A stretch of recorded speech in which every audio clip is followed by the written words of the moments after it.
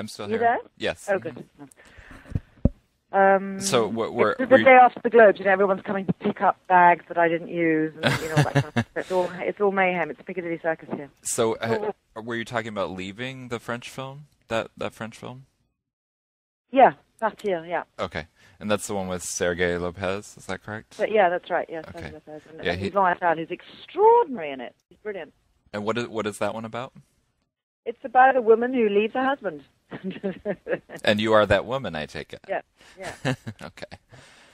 I will definitely look forward to that. One of my little pet things in movies is costume design, but I was wondering about working with Sandy Powell on The Other Boleyn Girl. That was fantastic. She's so creative and so brilliantly. She had no money on that film. Can you believe it? No.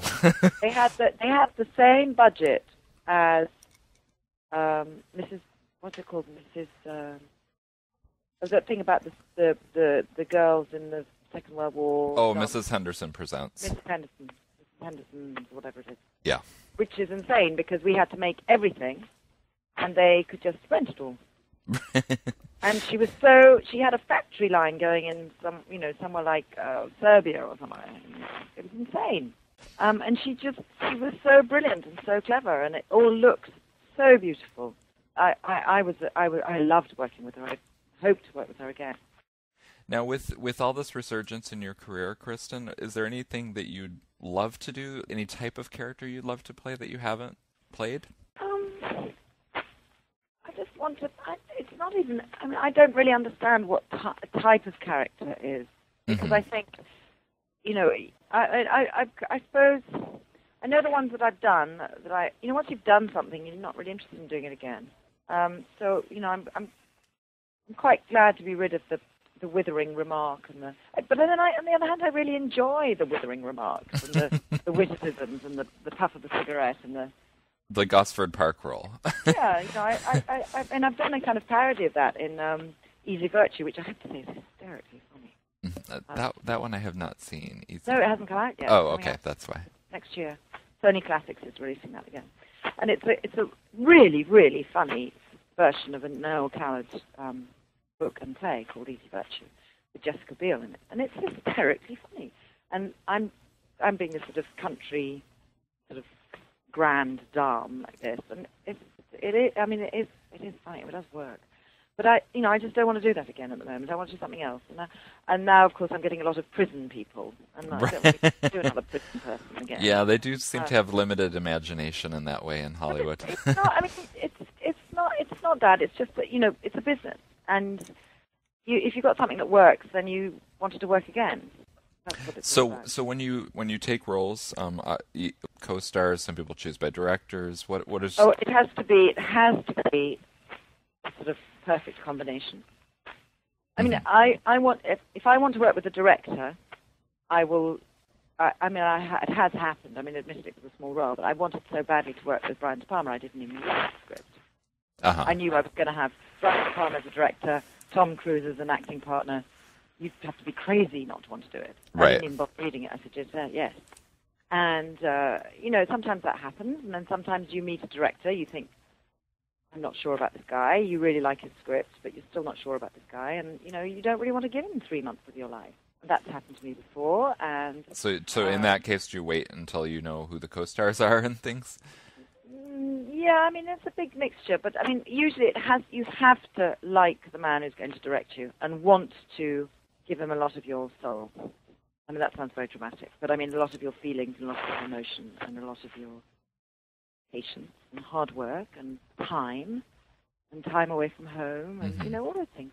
Since you're having this resurgence now, what film from your big filmography do you think that you're really proud of that you think did not get enough attention that would be a great rental choice?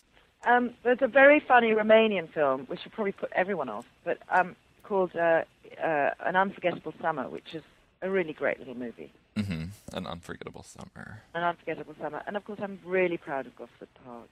Yes, that's a great one. I think that there are, and I think that Random Hearts is a really good film, and that didn't get the kind of respect it was owed, I think, due to the Sidney Pollack one. Yeah.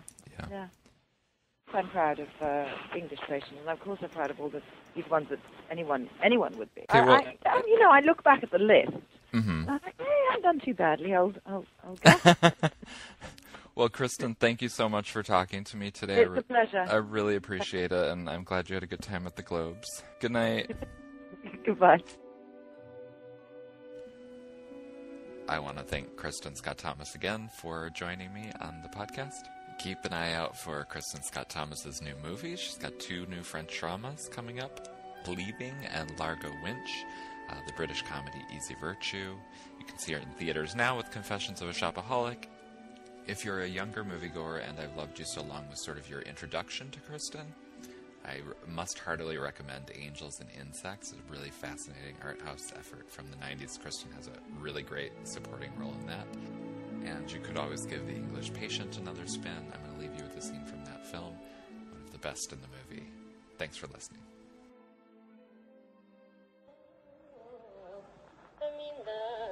It's beautiful. What's it about? Salalam means love. And the story, well, there's this Hungarian count. He's a wanderer, he's a fool. And for years he's on some kind of a quest for who knows what. And then one day he falls under the spell of a mysterious English woman, a harpy, who beats him and hits him, and he becomes her slave, and he sews her clothes. Worships. Stop. Oh, he's beating me. Bastard. You bastard, I believed you. You should be my slave.